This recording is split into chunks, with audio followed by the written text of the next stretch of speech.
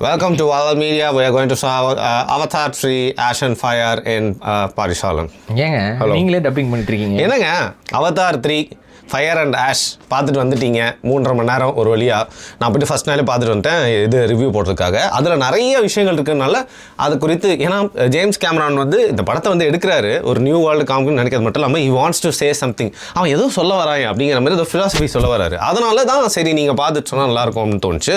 அப்படி தானா இல்லை நாங்கள் தான் ரொம்ப ஓவராக யோசிச்சிட்டோமா படத்தை பார்த்துட்டு? உண்மையிலேயே வந்து அவர் மனசில் நடந்த இந்த ஃபிலாசபிக்கல் விஷயங்களை படத்தில் கன்வே பண்ணுறதுக்கு ட்ரை பண்ணிட்டு இருக்காரு. ஆனால் என்ன இங்கே சிக்கல் அப்படின்னு பார்த்தீங்கன்னா, அந்த படத்தை ஃபஸ்ட்டு ஒரு பேசிக்காக விமர்சனம் போயிட்டு அப்புறம் அந்த படத்தை டீகோட் பண்ணி நாங்கள் ஸோ பேசிக்கான படம் வந்து இது படம் நல்ல படம், அது பார்க்கும்போது நல்லா இருந்துச்சு. செகண்ட் பார்ட் பார்த்தீங்களா நீங்கள்? எல்லாமே எல்லா பாட்டும் பார்த்து அது கம்பேர் பண்ணும்போது கொஞ்சம் பெட்டராக இருந்த மாதிரி. செகண்ட் பார்ட் அதான் எனக்கு தெரிஞ்சு எனக்கு அவதார் சீரியஸே பிடிக்கும். ஃபர்ஸ்ட் பார்ட் ரொம்ப பிடிச்சது. செகண்ட் பார்ட்டில் வந்து எனக்கு மியூசிக் ஒட்டலை. சரி, தேர்ட் பார்ட்லேயும் மியூசிக் ஒட்டலை. ஆனால் ஃபஸ்ட்டு பார்ட்டில் இந்த மியூசிக் டைரக்டர் ஏதோ இறந்துட்டாரோ என்னமோ அப்படி தான் நினைக்கிறேன். ஸோ அதனால் அந்த ஃபஸ்ட்டு பார்ட்டில் இந்த இம்பாக்ட்ஃபுல்லான மியூசிக் வந்து செகண்ட் பார்ட்டில் மிஸ் ஆச்சு. தேர்ட் பார்ட்டில் மியூசிக் ஒன்றும் பெருசாக மனசில் பதியல. பட் ஆனால் செகண்ட் பார்ட்டை விட தேர்ட் பார்ட்டில் வந்து கொஞ்சம் உங்களுக்கு வந்து இந்த இன்னும் கொஞ்சம் எலாபரேட்டாக சில விஷயங்கள் சொன்ன மாதிரி இருக்குது. ஆனால் பேஸ் ஸ்டோரி லைன் வந்து திரும்ப ஃபஸ்ட்டு பார்ட்டே தான். இது அதே தான், அழிக்க வராங்க.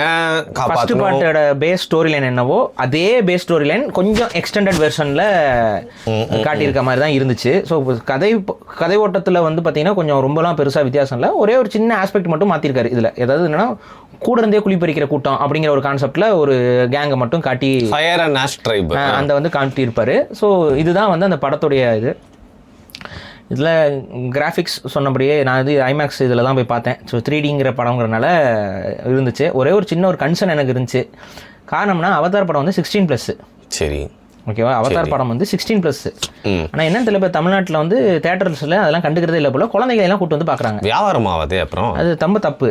நீங்கள் ஒரு அனிமேஷன், அதாவது ஒரு கிராஃபிக் படம் அப்படிங்கிற ஒரு காரணத்துக்காக குழந்தைகளை கூட்டிகிட்டு வரணும்னு அவசியம் இல்லை. ஏன்னா அவதார் வந்து ஒரு எமோஷனல் படம்.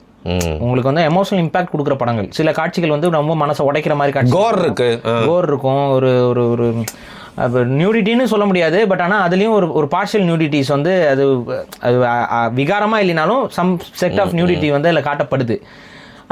அதனால் வந்து குழந்தைங்க வந்து அதை அவாய்ட் பண்ணுறதுங்கிறது வந்து ஒரு அட்வைசபிள். பட் நான் போய் பார்க்குறேன், இது ஏதோ குழந்தைகள் படம் மாதிரி அவதார படத்துக்கு எல்லாம் குழந்தைகளை கொண்டு வந்திருக்காங்க. தெளிவாக 16+ன்னு போட்டிருக்கு. 16+ல ஏன் குழந்தைகளை கூப்பிட்டு வரணும்? ஆனால் அந்த படம் யாருமே அப்புறம் போய் பார்க்காத மாதிரி யாருமே குழந்தைங்களை விட்டு போய் பார்த்தா அது குழந்தை பார்க்குற படமே கிடையாதுங்க. ஜேம்ஸ் கேமரான் குழந்தை படமாக எடுத்துகிட்டு இருக்காரு, இல்லை அனிமேஷன் படமா? அது வந்து ஒரு இம்பாக்ட்ஃபுல்லான ஒரு ஸ்டோரியை வந்து காட்டுற ஒரு படம். அதில் வந்து குழந்தைகள் வந்து ஆக்சுவலாக தேவையில்லாத இது குழந்தைகளை கொண்டு வந்துருக்கக்கூடாது. பேரண்ட்ஸ் தயவு செஞ்சு கூட்டிகிட்டு போகாதீங்க குழந்தைகளை இந்த படத்துக்கு. மனதளவில் அவங்களுக்கு நிறையா குழப்பங்களையும் ரொம்ப ஒரு வலி நிறைஞ்ச ஒரு விஷயத்தையும் மேபி இந்த படம் ஏற்படுத்தலாம். ஸோ அதனால் தயவு செஞ்சு பாங்க. ஏன்னா எமோஷனல் கண்டென்ட் அதில் நிறையா இருக்குது. ஸோ அதை பண்ணாதீங்க. ஸோ அது ஒன்று. ஸோ பேசிக்காக என்னென்னா அந்த மொத்தமாக இப்போ வந்து என்னென்னா இப்போ அவதார் தேர்ட் பார்ட்டை மட்டும் நம்ம பார்க்க மாட்டோம். ஏன்னா கொஞ்சம் first part, second part, third part எல்லாத்தையும் ரீவிசிட் பண்ணி தான் சொல்கிற மாதிரி இருக்கும். ஸோ அதையும் புரிஞ்சுக்கோங்க. கொஞ்சம் ஸ்பாய்லர்ஸ் இருக்கும். ஸோ நான் படத்தை பார்க்க போகிறேன் அப்படின்னு தயவு செஞ்சு இப்போ பார்த்துட்டு வந்துடும் கூட இதை பாருங்கள். ஸோ அவங்களுக்கு தான் புரியும் கூட. இதில் என்னென்னா இந்த படத்தில் வந்து பார்த்திங்கன்னா அவதார் படங்கிறது என்னென்னா மனிதர்களுக்குள்ளே நடந்த விஷயந்தான். மனிதர்களுக்குள்ளே ஒரு நிலத்துலேருந்து இன்னொரு நிலத்துக்கு போகும் பொழுது இங்கே என்னென்ன கொடுமைகள்லாம் நடந்துச்சு, மனித இனத்துக்குள்ளே என்ன மாதிரி பிரச்சனை நடந்துச்சோ அதை அந்த மனித இனத்துக்குள்ளே நடந்த மாதிரி காட்டாமல் அதை அப்படியே வந்து வேற்றுக்கிறதோட ஒப்பிட்டு காட்டுற படம் தான் அவதார். ஸோ பேசிக்காக இங்கே வெளிநாட்டவர்கள் வேற ஒரு தீவுக்கோ வேற ஒரு இடத்துக்கோ போய்ட்டு மக்களை ஆதிக்கம் செலுத்தும் பொழுது அவங்களோட கல்ச்சரை எப்படி ஓவர் கம் பண்ணுவாங்க, எப்படி அவங்கள எக்ஸ்ப்ளாய்ட் பண்ணுவாங்க, என்ன மாதிரிலாம் அவங்களோட நேச்சுரல் ரிசோர்ஸை திருட பார்ப்பாங்க, அவங்களோட எமோஷன்ஸுக்கும் அவங்களோட கேருக்கும் அவங்களோட கல்ச்சருக்கும் அவங்களுக்கு எந்த ரிகார்ட்ஸும் இருக்காது, எந்த விதமான கவலையும் இல்லாமல் போட்டு அழிச்சு நாசம் பண்ணுவாங்க அப்படிங்கிற அந்த கான்செப்டில் தான் அந்த படம் எடுக்கப்பட்டிருக்கும். அந்த படத்துடைய மைய கதை என்னென்னா, அது என்ன பண்டோராங்கிற ஒரு நிலவு, அதாவது ஒரு மெயின் பிளானட்டோட ஒரு நிலவு அந்த பண்டோரா. அந்த பண்டோராவில் வந்து நம்ம எர்த்துக்கு ஒத்த ஒரு கிளைமேட் இருக்கும். அதை வந்து நம்ம ஹியூமன்ஸ் வந்து கண்டுபிடிப்போம். நம்ம ரொம்ப டெக்னாலஜிக்கலி டெவலப்டு. இது ஃபியூச்சரில் நடக்கிற கதையாக தான் இருக்கும். அப்போ அந்த இதில் வந்து என்ன ஆகும்னு பார்த்தீங்கன்னா அந்த தீவுக்கு போயிட்டு குடியமர்றதுக்கு பார்ப்பாங்க. ஆனால் அந்த தீவுடைய காற்று வந்து விஷமாக இருக்கும். அந்த காற்று வந்து மனிதர்களுக்கு விஷம். ஸோ மனிதர்களுக்கு விஷம் அப்படிங்கிறனால அந்த காற்றை வந்து அவங்களால சுவாசிக்க முடியாது. அதை மாற்றி கொடுக்குறதுக்கு ஒரு ஃபில்டரோட போட்டு ஒரு கெமிக்கல் ரியாக்ஷன் பண்ணுற ஒரு மாஸ்க்கை மாட்டினா தான் அவங்களால சுவாசிக்க முடியும்.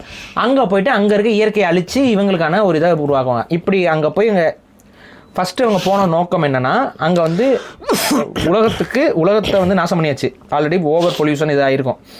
அங்கேருந்து நம்ம அங்கே போகிறோம். அங்கே வந்து ஒரு காலனி எஸ்டாப்ளிஷ் பண்ணி மனித இனத்திற்கான ஒரு இடமா அதை மாற்றலான்னு பார்ப்பாங்க.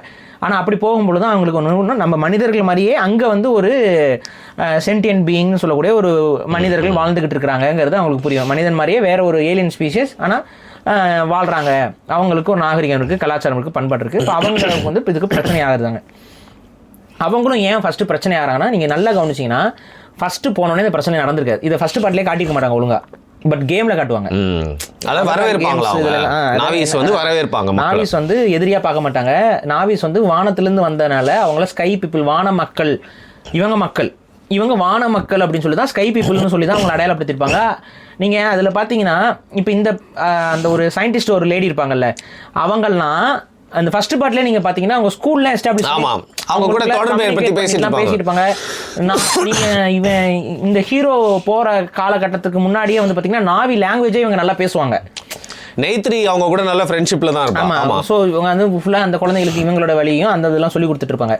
ஸோ அப்போ என்னன்னா ஃபர்ஸ்ட் வந்து 2 கல்ச்சர்ஸ் வந்து சந்திச்சுக்கும் போது அவங்களுக்குள்ள எக்ஸ்ப்ளாய்டேஷனுங்கிறது இருக்காது. இவரை பத்தி இவங்களும் அவங்கள பத்தி அவங்களும் தெரிஞ்சுக்கக்கூடிய அந்த கியூரியாசிட்டி மட்டும் தான் இருக்கும். இதுக்கு அடுத்து என்ன ஆகும்னு பார்த்தீங்கன்னா, இவங்க இந்த பகுதியில் வந்து ரிசர்ச் பண்ண ஆரம்பிப்பாங்க, என்னென்ன இருக்குது போகுதுன்ட்டு. அப்போ தான் இவங்களுக்கு என்ன புரிய வரும்னா, இந்த பிளானட் வந்து இந்த பிளானட் இந்த மக்கள் வாழக்கூடியது ஒவ்வொருத்தவங்களும் ஒரு மரத்தின் அடிப்படையில் வாழ்கிறாங்க. அப்போ இந்த மக்கள் எல்லாருமே பார்த்தீங்கன்னா ஒவ்வொரு மரத்துக்கு அடியில் தான் அவங்களோட வாழ்க்கையை வந்து வாழ்ந்துட்டு இருப்பாங்க. அதான் அவங்களோட ஹோம் ட்ரீன்னு சொல்கிற அந்த மரம். அது ஒரு பெரிய மரமாக இருக்குது, அங்கே தானே வாழ்க்கை. இந்த மரம் இவ்வளோ பெருசாக வளர்கிறதுக்கு காரணம் என்னன்னு இவங்க ஆய்வு செஞ்சு பார்க்கும்போது, இந்த மரத்துக்கு கீழே வந்து ஏதோ ஒரு ஒரு ரொம்ப ரேரான ஒரு மினரல் வந்து அங்கே கிடைக்குது. அந்த மினரல் வந்து ஒரு எனர்ஜி சோர்ஸு, ரொம்ப பக்காவான ஒரு இது, ரொம்ப ரேரஸ்ட் ஆஃப் த மெட்டல் மாதிரி ஒரு இது கிடைக்கும். ஃபார் எக்ஸாம்பிள் யுரேனியம் மாதிரி ரொம்ப என்ரிச்டான ஒரு விஷயம் வந்து கிடைக்குது. அது வந்து நம்ம வந்து எனர்ஜிக்கு பயன்படுத்தலாம் அப்படிங்கிற அந்த பாயிண்ட்ல இவங்க என்ன பண்ணுவாங்க, அது வந்து இந்த மரங்களுக்கு கீழே இருக்குன்னு கண்டுபிடிப்பாங்க. ஸோ இப்போ என்ன ஆகுதுன்னா, இந்த ஹியூமன்ஸோடைய இந்த எஸ்டாப்ளிஷ்மெண்ட்ஸு ஃபஸ்ட்டு அவங்கள பற்றி தெரிஞ்சுக்கணும்னு ஆரம்பித்து அந்த பிளானட்டை ஸ்டடி பண்ணவங்க அதில் ஒரு ரிசோர்ஸ் இருக்குதுன்னு தெரிஞ்சோன்னா அந்த ரிசோர்ஸ் எடுக்கலான்னு பார்க்குறாங்க.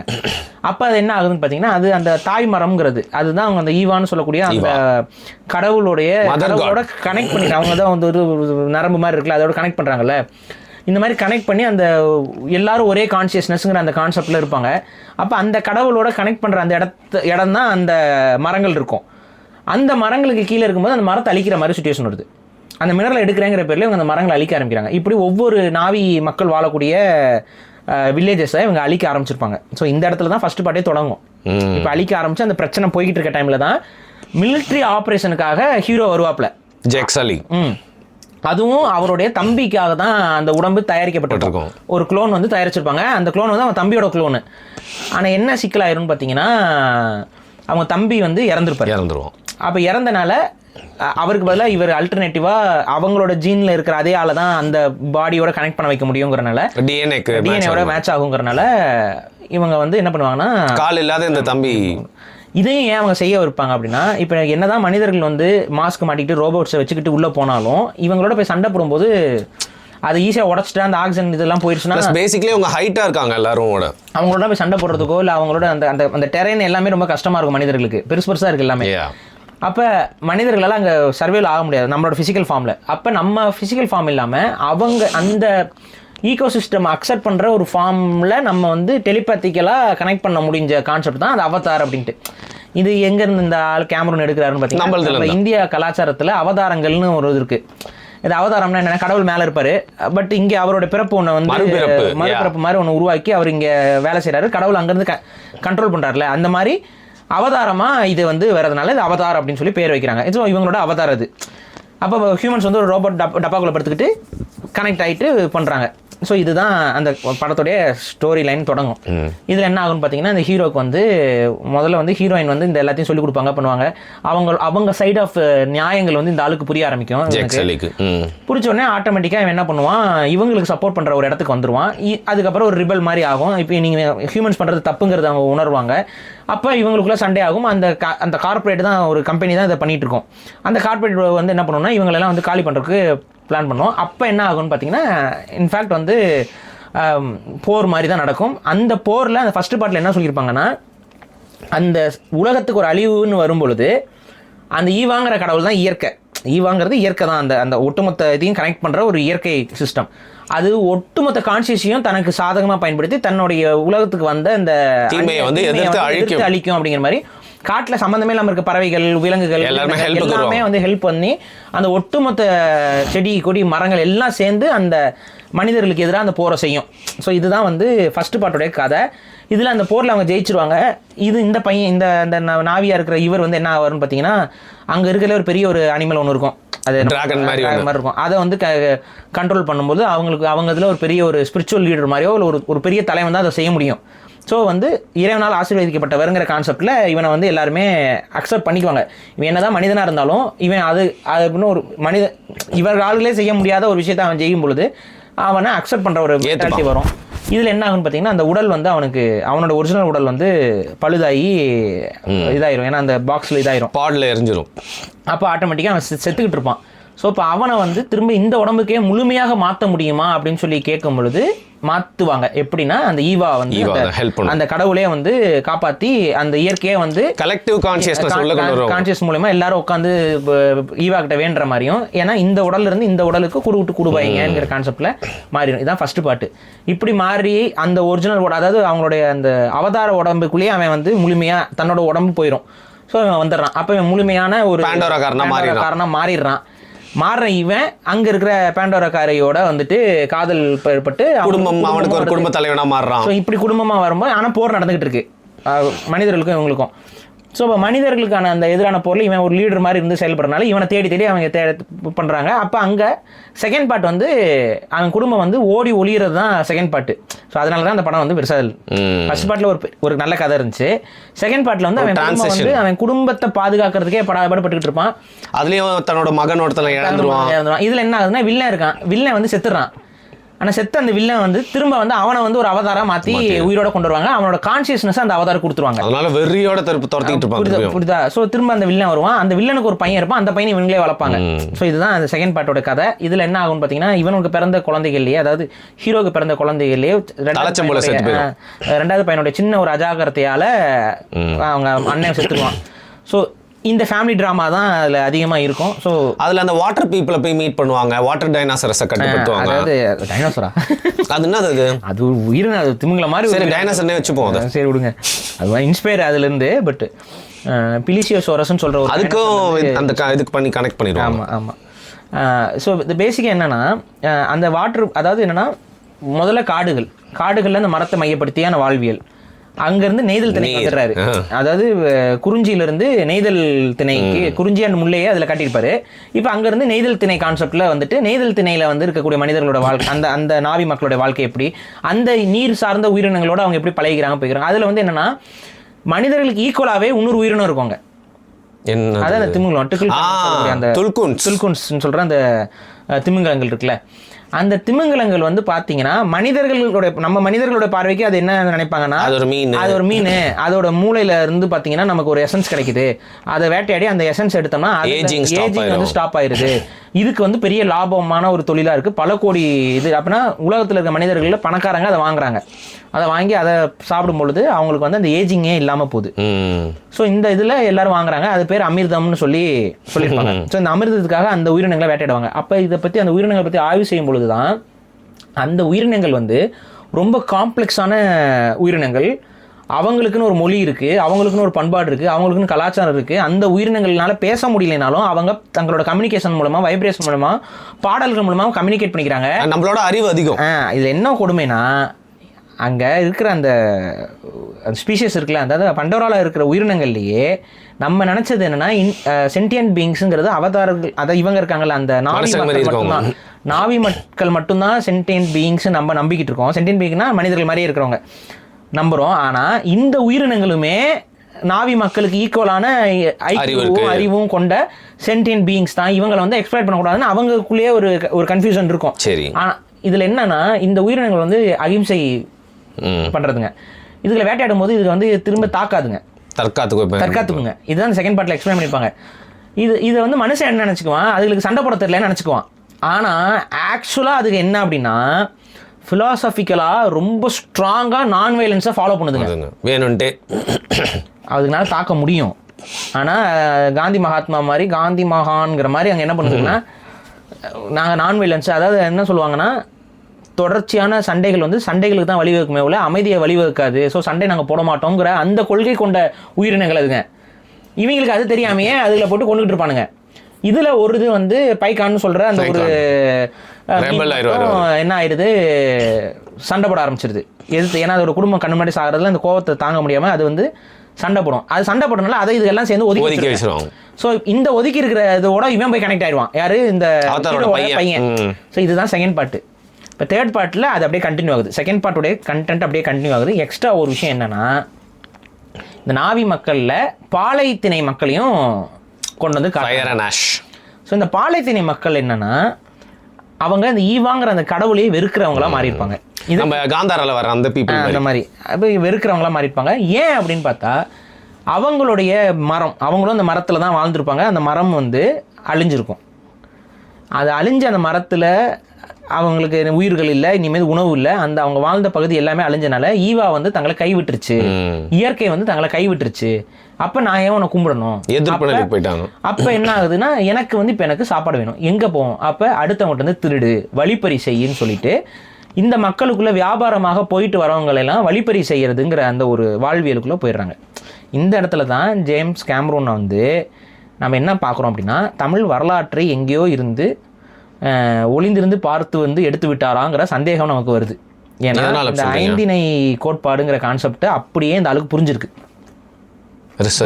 அந்த நானும் கேட்குறேன், அவதாருன்ற வார்த்தை வரைக்கும் வந்துட்டாரு டைட்டிலுக்கு. அதோட மூல கலாச்சாரத்தை வந்து எனக்கு தெரிஞ்ச ஐந்திணை கலாச்சாரத்தை பற்றி இந்த அளவுக்கு புரிஞ்சனால தான் அவர் அதான் சொல்கிறார், அவதார் வந்து 5 படம் எடுக்கணுங்கிறது அவரோட பிளானாக இருக்குது. ஒவ்வொரு திணைக்கும் ஒவ்வொரு படம்ங்கிற கான்செப்டில் தான் அவர் பண்ணுறாரு.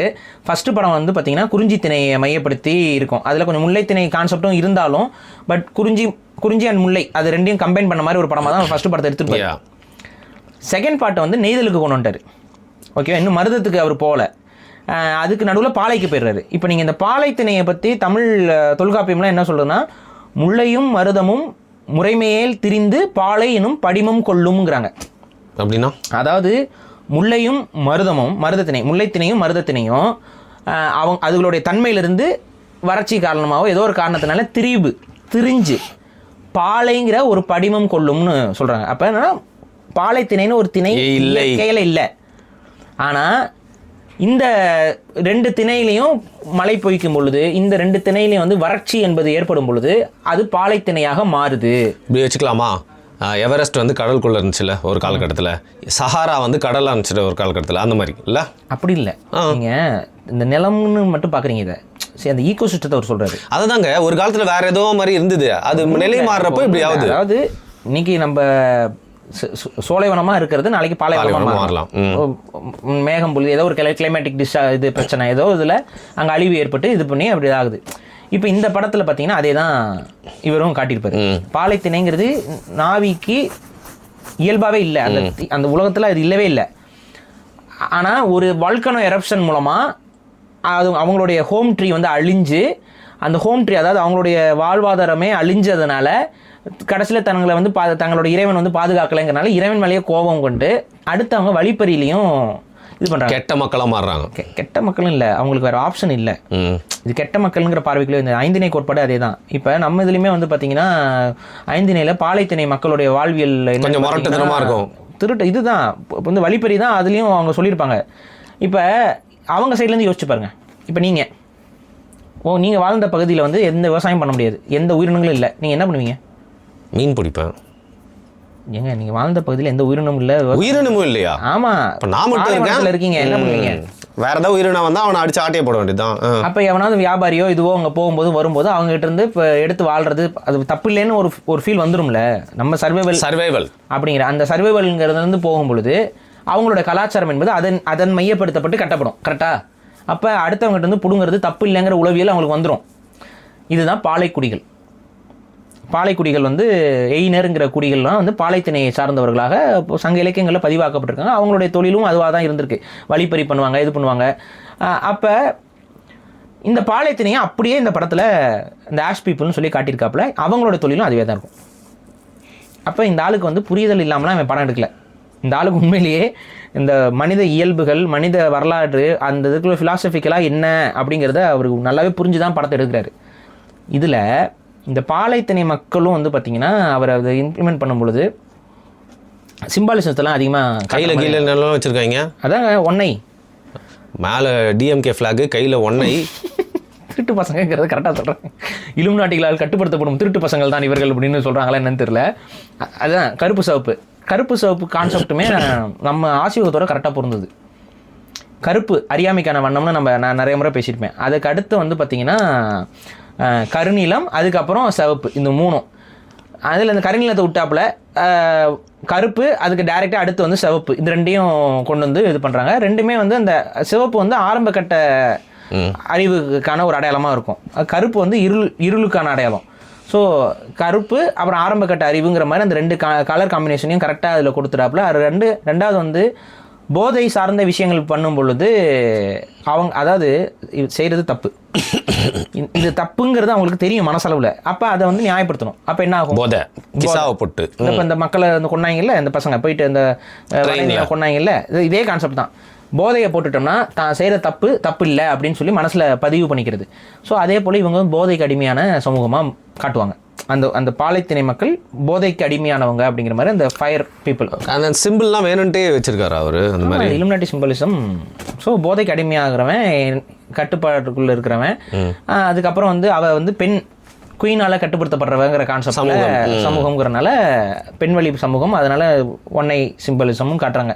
ஸோ இதுதான். ஸோ அவருக்கு வந்து ஓரளவுக்கு பேசிக்கான அண்டர்ஸ்டாண்டிங் எல்லா விஷயத்திலும், சீக்ரெட் சொசைட்டியோட ஃபங்க்ஷனிங் இதிலெல்லாம் அவருக்கு அண்டர்ஸ்டாண்டிங் இருக்குது. அதை தான் வந்து மறைமுகமாக காட்டுறாப்புலங்கிறது நமக்கு தெளிவாகவே தெரியுது இந்த படத்தில். இதில் என்னன்னா இந்த ஆஷ் பீப்புள் வந்து துரோகம் பண்ணுவாங்க. தன்னோட சொந்த பிளானட்டுக்கு, தன்னோட சொந்த மக்களுக்கே அவங்க துரோகம் பண்ணுவாங்க. மனிதர்களோட இணைஞ்சிட்டு அவங்களோட ஆயுதங்களை வாங்கிட்டு, நீ எனக்கு ஆயுதம் கூட உங்களுக்காக நான் சண்டை போடுறேன்னு சொல்லி. அதே போல் தமிழ்நாட்டு வரலாறுலையும் பாலைத்திணை மக்கள் வந்து தமிழ் சமூகத்துக்கு எதிராக மாறி இருந்தார்கள் ஒரு காலகட்டத்தில். அதையும் நம்ம வந்து இங்கே பதிவு பண்ணுறோம். ஏன்னா அது நடந்திருக்கு வரலாறுல. ஏன்னா அவங்ககிட்ட இல்லை. அப்போ வந்து எதிரிகள் வந்து ஈஸியாக அவங்களை மேனிபுலேட் பண்ண முடியும், ஆப்பர்ச்சுனிஸ்டிக்காக மாற்றிடுவாங்க. அவங்களை ஈஸியாக அவங்க யூட்டிலைஸ் பண்ணிக்க முடியும். அப்போ இவங்ககிட்டலாம் இருக்குதுன்னு அவங்க இயல்பான அந்த பொறாமை குணம் இருக்கும்ல. இவங்கெல்லாம் நல்லா செல்வ செழிப்போடு இருக்கிறாங்க, இவங்களுக்கு ஊரில் எல்லாம் விவசாயம் எல்லாம் மாடு இருக்குது, ஆடு இருக்குது, எல்லாம் இருக்குப்பா. நம்மக்கிட்ட அது இல்லையே.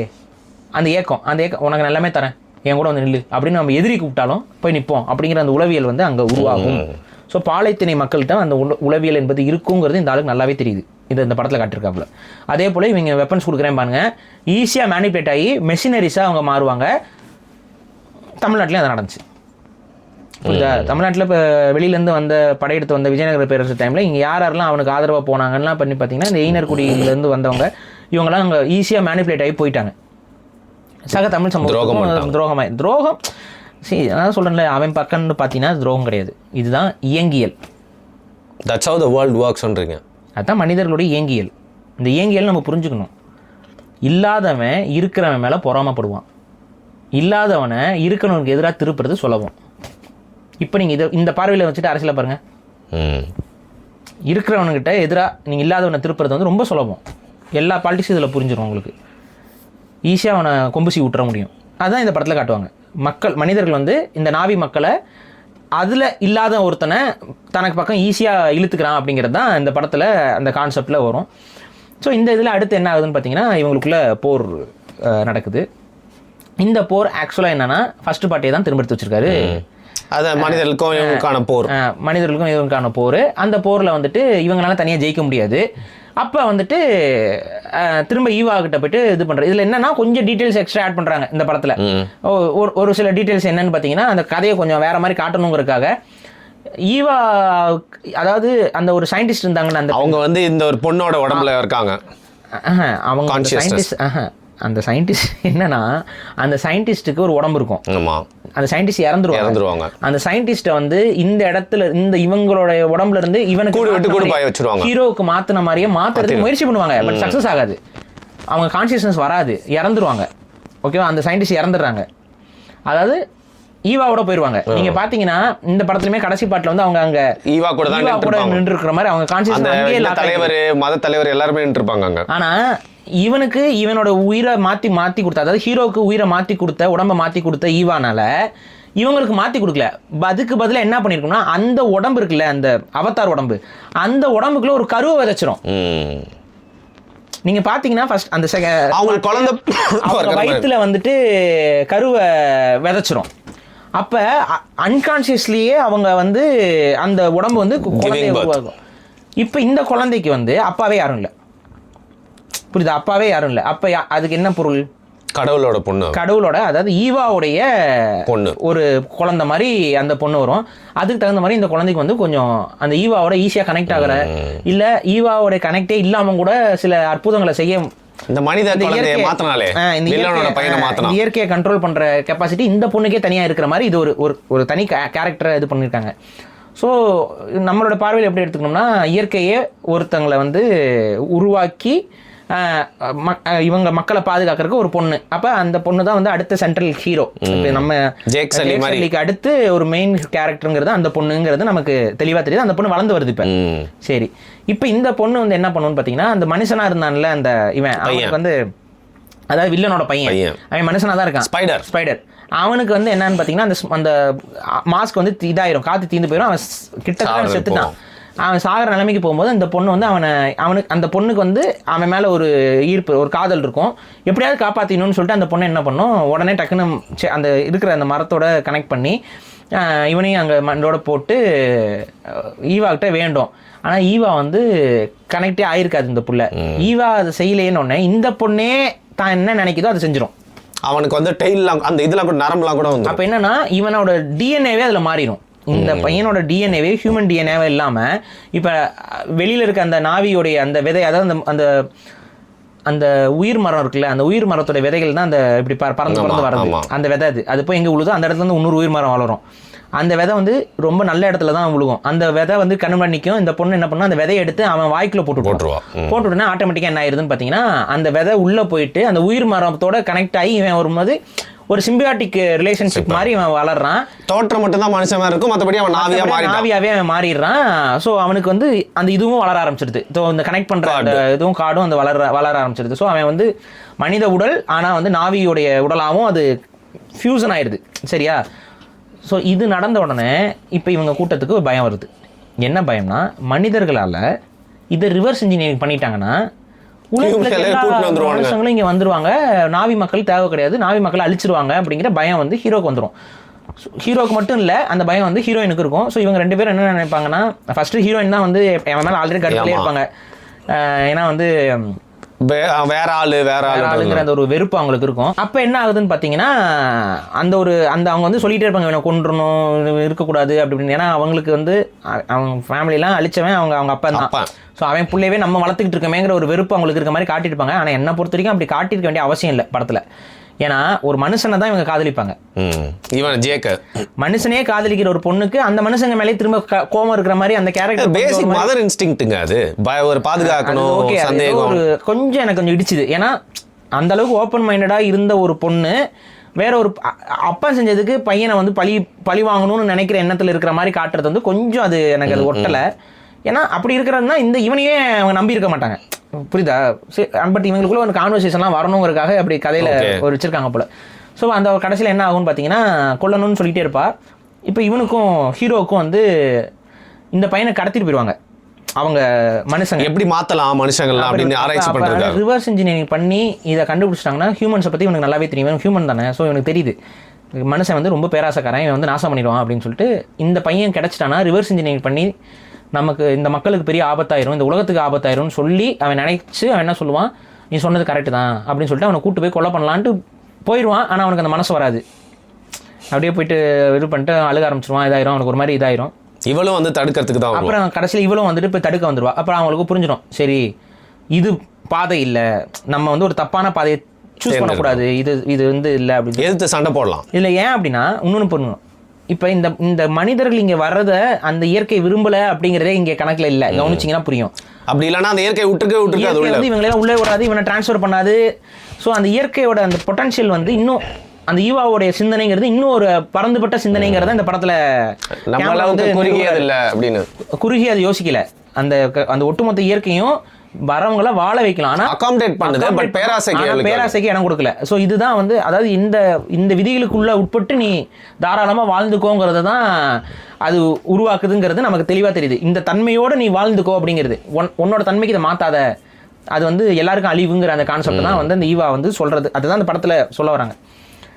அப்போ என்ன ஆகுதுன்னு பார்த்தீங்கன்னா கடைசியில் இதெல்லாம் தான் விஷயம், இதெல்லாம் தான் இந்த எக்ஸ்ட்ரா இந்த படத்தில் ஆட் ஆயிருக்கு. அதுக்கப்புறம் ஃபர்ஸ்ட் பார்ட்டில் என்ன கதையோ அதே கதை தான் இது. அதே போல் இவங்கெல்லாம் 1-2, அதே போல் இவர் வந்து போயிட்டு திரும்ப அந்த ஏதோ டோக்மாட்டோ கூட்டிகிட்டு வர்றாரு, சண்டை போடுறாங்க அவங்க. அப்புறம் எல்லா ட்ரைபுகளையும் இங்கே தான் வந்து என்னன்னா குடி ஒற்றுமை எவ்வளோ முக்கியங்கிறத இந்த படம் காட்டுது. நாங்கள் தமிழ் தேசியத்திலையும் அதுதான் சொல்கிறோம்.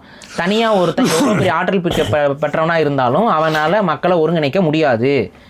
அந்தந்த கூட்டங்கள் ஒருங்கிணையணும், அவங்களுக்கு புரிதல் வரணும். அந்தந்த சமூகங்கள் எல்லாத்தையும் ஒருங்கிணைப்பான். வெவ்வேறு சமூகமாக இருப்பாங்க, ஒவ்வொருத்தவங்களும் கூப்பிட்டு அந்த காமன் அஜெண்டா, நம்ம எல்லாருக்கும் அழிவு, நம்ம எல்லாருக்கும் எதிரி வந்தாரு அப்படிங்கும் பொழுது அப்போ எல்லாரும் ஒன்றொன்னா இணைஞ்சு ஒரு தலைமையின் கீழே வராங்க. அதற்கு அடிப்படையில் அவங்க வந்து குடியொற்றுமையை வச்சு அவன் செய்கிறான். இதையும் வந்து நம்ம வள்ளுவரே பாடிட்டு போயிட்டார். இது கேமரூனுக்கு தெரிஞ்சுதான் தெரியலையான்னு தெரியல.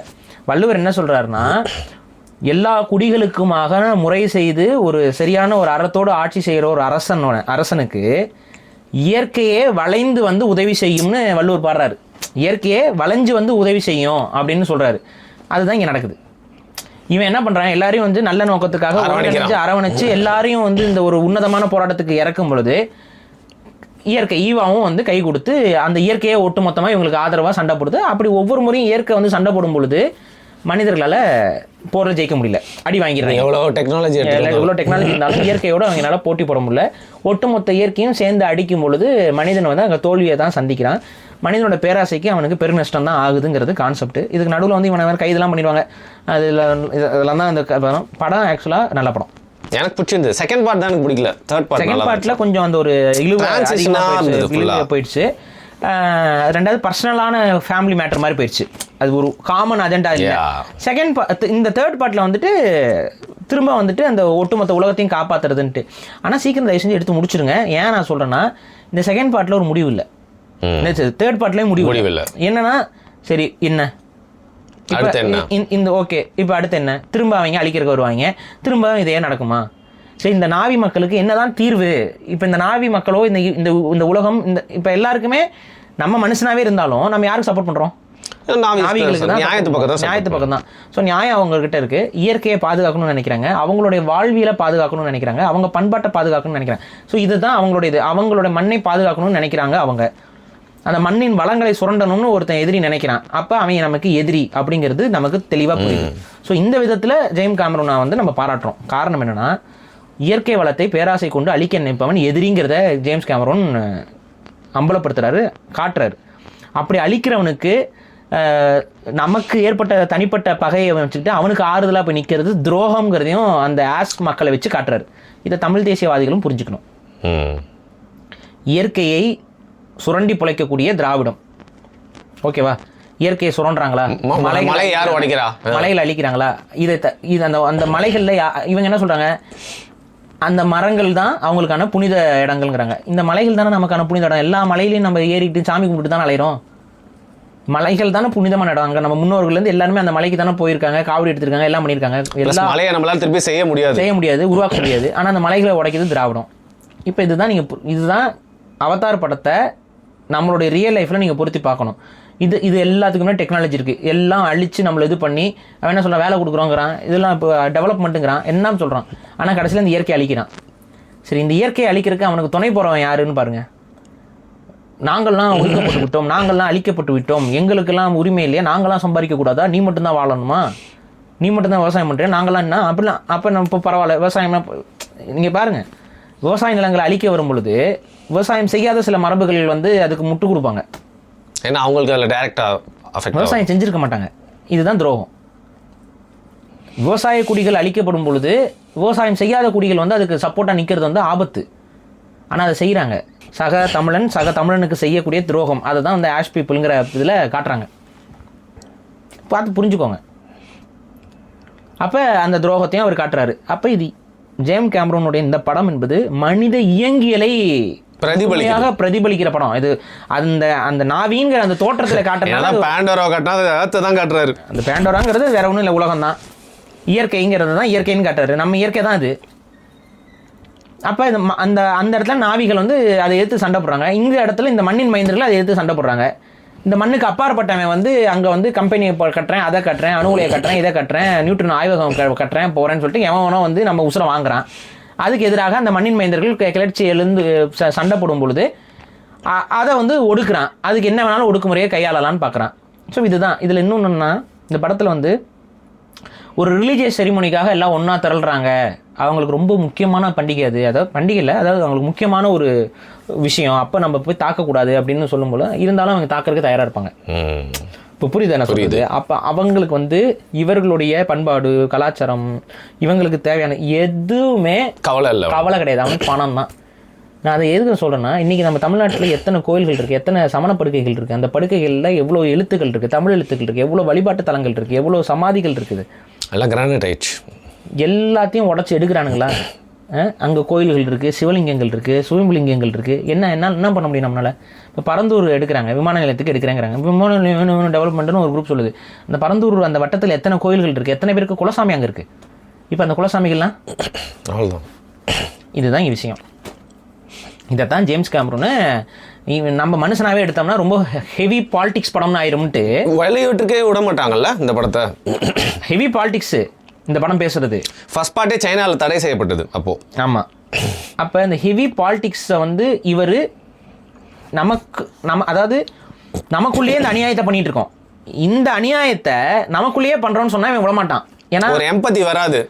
அப்போ அடுத்தவனுக்கு இது பண்ணுற மாதிரி காட்டுவோம். அப்போ இவன் ரிலேட் பண்ணி பார்க்குறானான்னு பார்ப்போம் அப்படின்னாங்க.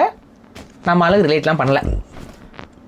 என்ன இருந்தாலும் நாவி மக்களுக்கு அது மாதிரி பண்ணியிருக்கக்கூடாது அப்படின்னு போயிடுறாங்க. அடே அங்கே நீயும் நானும் தாண்டா அங்கே இருக்கிறோம். எனக்கு அதை பார்க்கும்போது நம்ம தான் அங்கே நிற்கிற மாதிரி இருக்குது. நம்மளோட இயற்கை வளம் அழிஞ்சிருச்சு, நம்மளோட பண்பாட்டை அழிக்கிறான், நம்மளோட கலாச்சாரத்தை அழிக்கிறான். இதே தான் அங்கேயும் பண்ணுறான். இப்போ புரியுதா? அவங்களோட இது எல்லாத்தையுமே அப்படியே அந்த என்னென்னா அந்த உளவியலை முழுமையாக புரிஞ்சு எடுத்துருக்காப்புல படத்தை. ஸோ அதனாலே இந்த படத்தை போய் பார்க்கணும். இந்த படத்தில் வந்து அந்த உளவியலை எந்த அளவுக்கு அவர் காட்டுறாருங்கிறது, பணம் அப்படின்னு வரும்பொழுது அவங்க எதையுமே யோசிக்க மாட்டாங்க. அங்கே பெரிய லாஸ் ஆயிரும் அவனுக்கு. அங்கே இருக்க அந்த இதுக்கு அந்த அந்த உயிரினங்கள்ட்ட இருந்து அந்த ஜூஸ் எடுக்கிறதுக்கு, அந்த அமிர்தாங்கிறத எடுக்கிறதுக்கு பெரிய அளவுக்கு இவங்க நிறைய பேர் செத்துருப்பாங்க. அப்போ சொல்லுவாங்க அங்கே $100 பில்லியன் இருக்குது, அதை மனசில் வச்சுட்டு போய் எடு அப்படிமா. ஸோ பணம் தான். அந்த பணத்துடைய பேராசைக்கு எதிராக தான் அந்த மக்களும் இருப்பாங்க. அவன் வாழ்கிறது அங்கே பிரச்சனையே கிடையாது. நாவி மக்களுக்கு இவன் போய் அங்கே பண்டோராவில் போய் கொடுத்தனும் போகிறது இவங்களுக்கு உண்மையிலேயே பிரச்சனை கிடையாது. பிரச்சனை எதுனா அந்த அவங்களோட வாழ்வியலை சுரண்டது தான். தமிழ் தேசியமாக அதுதான் சொல்லுது. தமிழ் தேசியமாக அதுதான் சொல்லுது. வட இந்தியர்கள் இங்கே வராங்க, இங்கே வந்து நீ வாழணும், பிரச்சனை இல்லை. ஆனால் ஹிந்தியை திணிக்கணும்னு நினைக்கிற பாரு, அங்கே தான் நாங்கள் கோவப்படுறோம். உன்னுடைய கடவுளை கொண்டு வந்து இங்கே திணிக்கணும்னு நினைக்கிற, சாய்பாபாவை திணிக்கணும்னு நினைக்கிற பாரு, அங்கே தான் கோவம் வருது எங்களுக்கு. என்னோட அடையாளத்தையும் என்னோட மண்ணோட அடையாளத்தையும் நீ மாற்ற நினைக்காத. உன்னோட கோயில் கட்டடக்கலைகளை கொண்டு வந்து கட்டுற பாரு, அங்கே தான் எனக்கு கோவம் வருது. நீங்களே பாருங்கள், வட இந்தியர்கள் இங்கே வராங்க, அவங்க போகிற கோயில்கள்லாம் இங்கே கட்டுறாங்கல்ல, அவங்க கட்டுற கோயிலை எப்படி கட்டுறாங்க? அவங்களோட ஆர்கிடெக்சரில் கட்டுறாங்க. நம்ம இதில் அவங்க கட்டுவாங்களா? பண்ண மாட்டாங்க. அதுதான் எங்களுக்கு கோவம் வருது, கடுப்பாகுது. இதே தான் விஷயம். என்னோடய மொழிக்கு இங்கே முக்கியத்துவம் இருக்கிற இடத்துல நான் வேறு எங்கே நம்ப முடியும்? நான் வேறு இடத்துல அதை நான் பண்ணலை, நீ தான் அதை பண்ணுற. ஸோ அது தமிழ் தேசியம். நீங்கள் வந்து நாவிகளை ஒரு தமிழர்களாக பார்த்து பாருங்களேன், அப்படியே புரியும் உங்களுக்கு படம். பண்ணிக்க முடியும். தமிழர்களுக்கு என்னென்ன இங்கே அட்டுழியங்கள் நடக்குதோ, என்னென்ன பிரச்சனைகளை நம்ம அனுபவிக்கிறோமோ அதை அப்படியே நாவிகள் வந்து அங்கே அனுபவிக்கிறாங்க. நம்மளுடைய உயிரினங்கள், நம்மளோட கலாச்சார பண்பாட்டு பிணைப்புகளை பற்றி அவங்களுக்கு எந்த கவலையும் இல்லை. நீங்கள் ஜல்லிக்கட்டை நீங்கள் அப்படியே அழகாக நாவிகளோட பொருத்தி பார்க்கலாம். நமக்கும் மாட்டுக்கும் இருக்கிற பந்தம், புரியுதா? அந்த மாட்டை வந்து வெறும் இறைச்சியாகவும் வெறும் அந்த பண்பாட்டு அடையாள கூறுகளிலே பார்க்காம வேற மாதிரி பார்க்குற ஒரு பழக்கம் இருக்குல்ல, அதை வந்து தப்பாக பண்ணி ஜல்லிக்கட்டை வந்து தடை செய்யணும்னு சொல்கிறது, இந்த முறைகளை வந்து தடுக்கிறது. இது அப்படியே அங்கே பாருங்கள். இது இவ்வளோதான் விஷயம். இதை தான் அவர் வந்து மறைமுகமாக, அதை வந்து டைரெக்டாக பேச முடியாது. ஸோ மறைமுகமாக அங்கேயும் சிம்பாலிக்கா அது இந்தியன் கல்ச்சரில், குறிப்பாக தமிழ் கல்ச்சர்லேருந்து அதிகமாக இவர் விஷயத்தை எடுத்துருப்பாரோங்கிற ஒரு சந்தேகம் எனக்கு இருக்குது. ஏன்னா நீங்கள் இந்த இளவட்டங்களில் தூக்குறது, அதுக்கப்புறம் வந்துட்டு திருமணத்துக்கு முன்னாடி காலை அடக்கணுங்கிற கான்செப்ட், இது எல்லாம் அப்படியே அவதார்லையும் இருக்குது. போயிட்டு ஏதாவது டைனோசரை பிடிச்சிட்டு வா பறக்கிற, அப்போ தான் வந்து உனக்கு வீரம் இருக்குன்னு சொல்லுவாங்க அப்படின்னா, அந்த இது எல்லாமே அது கரெக்டாக பாருங்கள்.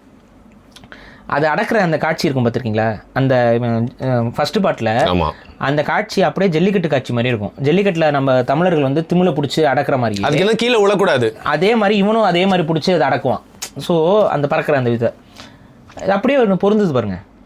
அப்போ என்னென்னா, தமிழருடைய பண்பாடுங்கிற அந்த மூல பண்பாட்டோட எசன்ஸை அவர் தமிழ் சமூகத்திலேருந்து பார்த்து தெரிஞ்சுக்கிட்டாரா இல்லை வேறு ஏதாவது சமூகத்திலேருந்து பார்த்து தெரிஞ்சுக்கிட்டாரான்னு தெரியல. ஆனால் அந்த எசன்ஸ் வந்து அப்படியே பிரதிபலிக்கிறதை என்னால் பார்க்க முடியுது. அதாவது இந்த மனித இனத்துடைய இயங்கியல் வந்து ஜேம்ஸ் கேமரூன் இந்த படத்தில் வந்து காட்டி அதான் எதிர்பார்க்குறேன். இவரோட முடிவு என்ன, அதாவது இதுக்கான சொல்யூஷன் அவர்கிட்ட இருக்கா தெரியல. அது என்னன்னா, இந்த படம் நல்லா ஓடுறதை பொறுத்து தாங்க 4th பார்ட் 5th பார்ட் எடுப்பேன், இல்லைனா நான் வெறும் கதையை மட்டும் விட்டுருவேன் அப்படிங்கிறாரு. அதுதான் நான் என்ன சொல்கிறேன்னா, இந்த அவதார் படத்துடைய இந்த பிரச்சனைகள்லாம் அவர் அடிக்கிட்டாரு. அந்த பிரச்சனைகளில் எப்படி மக்கள் அணுகுறாங்க, எப்படி நாவி மக்கள் அதுக்கு எதிராக போராடுறாங்க, கிளர்ச்சி பண்ணுறாங்க. ஸோ அந்த பேசிக் கான்செப்ட், இயற்கையை வந்து வளைஞ்சு வந்து ஒரு இந்த உலகத்தை காக்கணும்னு நினைக்கும் பொழுது இயற்கையை வளைந்து வந்து உதவி செய்யுங்கிற அந்த கான்செப்ட், இதெல்லாம் கரெக்டு. சொல்யூஷன், இந்த மக்கள் தங்களை எப்படி பாதுகாத்துக் கொள்வார்கள், இந்த மக்கள் இந்த போராட்டத்தில் எப்படி வெற்றி அடைகிறார்கள், அந்த மக்கள் தங்களுக்கான சொல்யூஷனாக எதை உருவாக்க போகிறாங்க, இதுக்கு ஜேம்ஸ் கேமரூன் என்ன மைண்டில் வச்சுருக்காருங்கிறது தான் நமக்கு தெரியல. ரைட்டு. ஆக்சுவலாக இந்த டேரக்டர் வந்து நிறைய படம் எடுத்திருக்காரு. ஏலியன்ஸு, அதுக்கப்புறம் வந்து பார்த்திங்கன்னா வந்து நம்ம டெர்மினேட்டர் சீரீஸு, கிரேட் மூவிஸ், அப்புறம் காமெடி மூவிலாம் கூட எடுத்திருக்காரு, டைட்டானிக்லாம் கூட எடுத்திருக்காரு. பட் எனக்கு என்னென்னா வந்து இதுலேயே இவரோட ஃபில்மோகிராஃபி முடிஞ்சிருமோ, அவரோட லைஃப் ஃபுல்லாகவே சீக்கிரம் முடிச்சுட்டு வெளிலையாவது வாங்க அப்படிங்கிற மாதிரி மாஸ்டர் பீஸாக தான் இதை பண்ணுறாரு. தன்னோட வாழ்க்கையின் ஒரு பெரிய ஒரு வேலை, மாஸ்டர் பீஸாக தான் பண்ணிட்டு இருக்காரு. அதுக்கு தகுந்த மாதிரி தான் படமும் இருக்குது. நீங்கள் இன்னைக்கு அவதார் படங்களை நீங்கள் அது உண்மையாகவே அது ஒரு மார்க்கு, ஒவ்வொரு பெஞ்ச் மார்க் அது அவங்க அது வைக்கிறது வந்து சாதாரண விஷயம் இல்லை. அது ஒவ்வொரு அந்த ஈகோ சிஸ்டத்தையும் உணர்ந்து அந்த ஈகோ சிஸ்டத்துக்கு தகுந்த மாதிரி உயிரினங்களை உருவாக்குறதுலாம் அது சாதாரண விஷயமே இல்லை. அதுக்கு பண்ண ஆராய்ச்சிகள் அது எல்லாமே கரெக்டாக பண்ணியிருக்காரு, எல்லாம் பண்ணியிருக்காரு. என்ன ஒரே விஷயம்னா, இந்த இயங்கியலுக்கான விஷயங்கள், இந்த கதைக்கு பின்னாடி இருக்க டெப்த்து எல்லாமே புரியுது எங்களுக்கு. ஆனால் இது எல்லாருக்கும் புரியல, இதுதான் பிரச்சனை. ஏன்னா இதை வந்து மனிதர்களோட ஒப்பிட்டு பார்க்குற அந்த தன்மையில தான் இது புரியும். அந்த மனிதரோட எத்தனை பேர் ஒப்பிட்டு பார்க்குறாங்கன்னு தெரியல.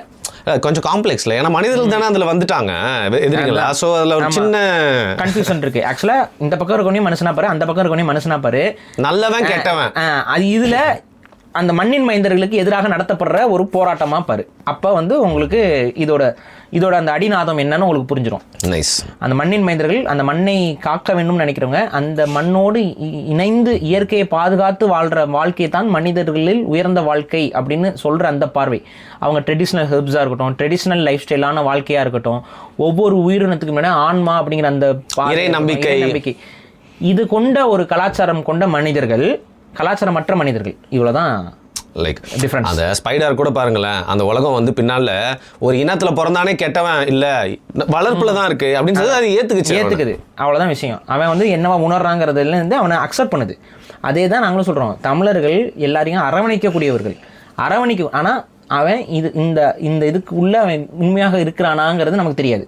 புரியுதா நான் சொல்கிறது? இதுதான் இங்கே விஷயம். ஸோ இதுதான் இது. ஸோ இது தமிழ் தேசிய பார்வையோட அந்த படத்தை பார்க்குறதுக்கு ஒரு உண்மையிலே நல்ல படம். சரி, கடைசி கேள்வி. அப்புறம் ஏர் அண்ட் ஸ்கை வரும்னு நினைக்கிறீங்களா? வரும் தான் நினைக்கிறேன். ஏன்னா இதுக்கு அவர் முடிவே கொடுக்கல. அந்த முடிவு கொடுக்காம அந்த மனுஷனுக்கு வந்து தூக்கம் வராதுன்னு தான் தோணுது. கண்டிப்பாக அடுத்த வருஷமோ இல்லை அடுத்த வருஷமோ கண்டிப்பாக அடுத்த ஒரு பாட்டையும் அவர் இறக்குவாருன்னு தான் தோணுது. ரைட்டு. ஸோ மெயின் சத்யம் தேட்டரில் அப்போ ஐமேக்ஸ்லாம் இல்லை, இந்த படத்தோட ஃபர்ஸ்ட் ஷோ பார்க்குறேன். நிஜமாவே அப்படி ஒரு எக்ஸ்பீரியன்ஸ் வந்து இன்னைக்கு வரைக்கும் வேற எந்த சினிமாவும் லைஃப்பில் கொடுக்கவே இல்லை. அந்த ஏர் ட்ரைபை காமிச்சிட்டாரு. இந்த பறக்கிற எந்திரங்கள் வருது இல்ல, அதுல அதான் ஏர் ட்ரைப். அதை ஓட்டிட்டு போறாங்களே, அந்த ஏர் ட்ரைபை காமிச்சிட்டாரு. பட் ஆனால் அந்த வணிகத்துக்காக அவங்க வந்துட்டு போற மாதிரி காமிச்சிருக்காங்க, அவங்க உலகத்தை காமிக்கல. அதே தான் செகண்ட் பார்ட்ல வந்து நீர் மனிதர்களை காட்டும்போது நெருப்பு மனிதர்களை பத்தி ஒரு சின்ன துணுக்கு கொடுத்துருப்பாங்க. ஸோ அது மாதிரி அவர் அடுத்தடுத்து போகும்போது வராரு, காட்டுவாருன்னு தான் தோணுது. எனக்கு என்னன்னா, அந்த சொல்யூஷனை அந்த படத்தோட கொண்டு வந்துட்டா ரொம்ப நீட்டிட்டு போற மாதிரி இருக்காது. அது ஒரு முடிவுக்குள்ள வந்துடும். ரைட், அவ்வளோ பெரிய ஃபிலாசபி யோசிச்ச சொல்யூஷனும் யோசிக்காமல் இருந்திருக்க மாட்டாரு. எனக்கு ட்ரையாலஜியில் சொல்யூஷன் முடிச்சிருவாருன்னு நினச்சேன். ஸோ அதை அடுத்து 4 படத்துனாச்சும் முடிக்கிறாரான்னு பார்ப்போம். பட் இது வரைக்கும் சினிமா ஹிஸ்ட்ரியிலேயே வந்து மோஸ்ட் சக்ஸஸ்ஃபுல் ட்ரையாலஜினா இந்த படம் தானா காசு வயசுல. ஸோ பார்க்கலாம். ஒரு படம் அப்படிங்கிறது வந்து பார்த்தீங்கன்னா ஒரு கிரியேட்டர் அவர் பாருங்க எப்படி வேணா எடுத்துகிட்டு போயிருக்கலாம். பட் அவர் எடுத்ததுல நிறைய படங்கள் மாதிரி ஃபியூச்சரிஸ்டிக்காக யோசிச்சு எடுத்திருக்காரு. அதில் ஒரு இவ்வளோ தத்துவம் இருக்குது. அதை விளக்கி சொன்னது மட்டும் இல்லாமல் சினிமாவும் நம்ம விமர்சனம் பண்ணியிருக்கோம் அப்படின்னு எடுத்துக்கலாம். அதை மிக்க நன்றி பாரு. நன்றி.